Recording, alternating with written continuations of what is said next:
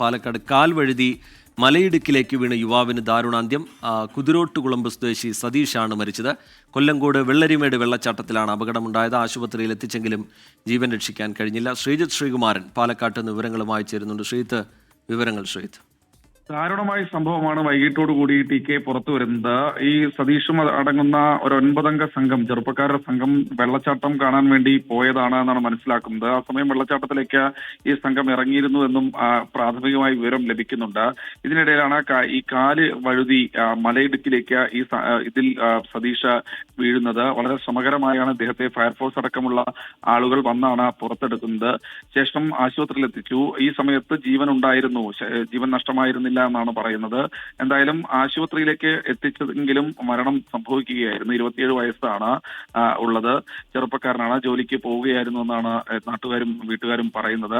എന്തായാലും മൃതദേഹം ഇപ്പോൾ പാലക്കാട് ജില്ലാ ആശുപത്രിയിലേക്ക് കൊണ്ടുവന്നിട്ടുണ്ട്. പോസ്റ്റ്മോർട്ടം നടപടികൾക്ക് ശേഷം ബന്ധുക്കൾക്ക് വിട്ടു നൽകുമെന്നാണ് അറിയിച്ചിട്ടുള്ളത്. ടി.കെ. ശരി, ശ്രീകുമാരൻ വിശദാംശങ്ങൾ പങ്കുവെക്കുക.